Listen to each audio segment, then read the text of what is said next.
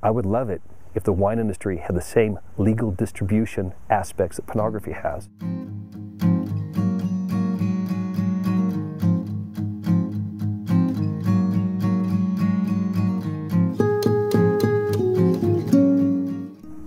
In the wine industry, as many other industries, agricultural or non, you have a few companies domineering the landscape of national distribution. Certainly no different in our wine industry. You go to the grocery store and you see the same labels again and again and again all over the place. They use and create laws to protect themselves so the small guys don't get into their business. We, as a agricultural crop farmer, create something of a value-added product called wine. It has alcohol in it. You got to be 21 years old to drink it in this country. Fine. But we cannot sell our product directly to stores and restaurants in the state of Virginia. We cannot sell it directly to stores and restaurants or retailers anywhere in the country because we have to use by law a distributor, and that distributor by law cannot have competition. They are franchised to allow non-competition.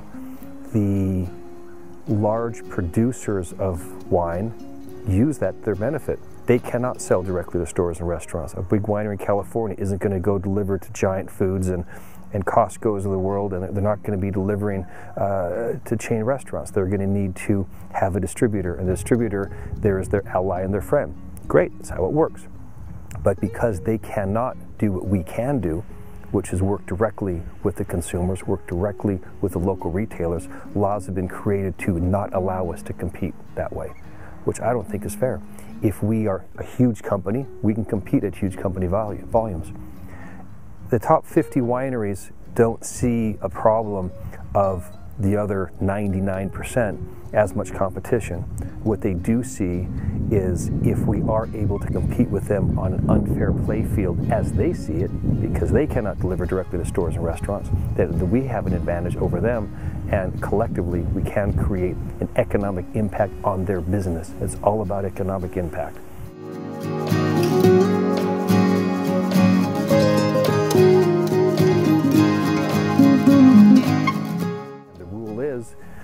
The golden rule, and the golden rule is he who has a gold rules. And lobbying in Washington D.C., lobbying the state capital of Virginia and Richmond, we're outspent 10 to 1, outspent 20 to 1 by the distributors and the large producers of wine to keep these laws in place. One of my fun stump speeches is there's another product that you have to be 21 years or older to choose to buy if you choose to buy it. They can sell directly to consumers anywhere in the country. They can sell directly to retailers anywhere in the country. They can use multiple distributors, have those distributors compete with each other anywhere in the country. You can buy that product on the internet with a credit card without validation of your age. It's called pornography. I would love it if the wine industry had the same legal distribution aspects that pornography has.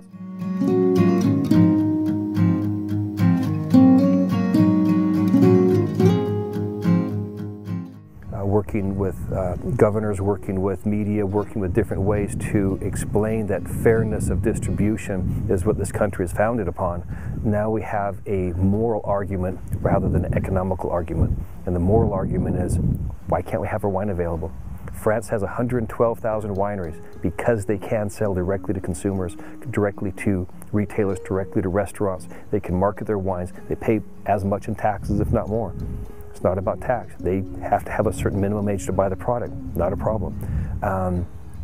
But the reason we don't have small farming is because large ones are protecting themselves from competition. So what I'm working on right now is having a distributor sell a collection of Virginia wines up and down the eastern seaboard. If we can have one distributor carry a dozen different Virginia wineries in 8 different states that I'm working on right now, that one distributor can go to chain stores and chain restaurants and supply a number of Virginia wine products, and the purchaser in that store or that chain can say, I want these 3 or 4 different wineries, and next month or next time around they cycle through, can change and change and change.